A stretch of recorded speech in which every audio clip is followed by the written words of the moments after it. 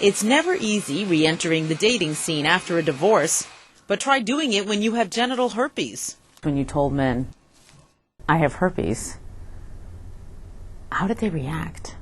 I had one guy I thought he was Mr. Perfect until I told him, and then he was like, forget my number, don't speak to me again. He just absolutely freaked out and acted like, parts of my body were about to fall off. What men like him probably don't know is that the dating scene is full of people like Jennifer Nicholas. While Jennifer is honest about having herpes, not everyone is, and they're out there in force.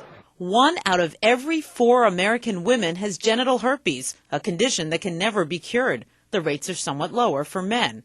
Think that's high? Well, half of sexually active men and women will get HPV, a sexually transmitted disease, sometime in life. That's a virus that can cause genital warts and cervical cancer. This, according to a new report from the Centers for Disease Control.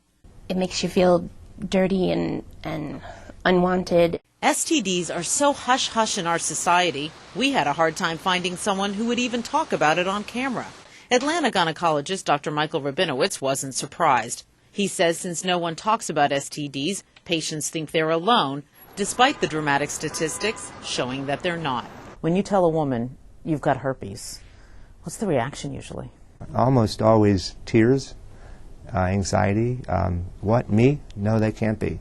Once they get over the initial shock of being diagnosed with any STD, Dr. Rabinowitz tells them first of all they have to be out in the open with anyone they're thinking about sleeping with. And they should use a condom, and the partners should get tested. So you tell them before you sleep with this person, just ask, do you have an STD? Absolutely. Trust but verify.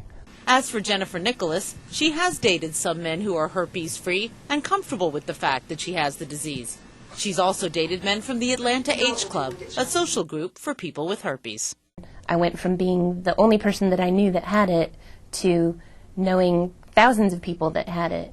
Now she's doing her part to stop the spread of America's STD epidemic and to put an end to the stigma. Elizabeth Cohen, CNN, Atlanta.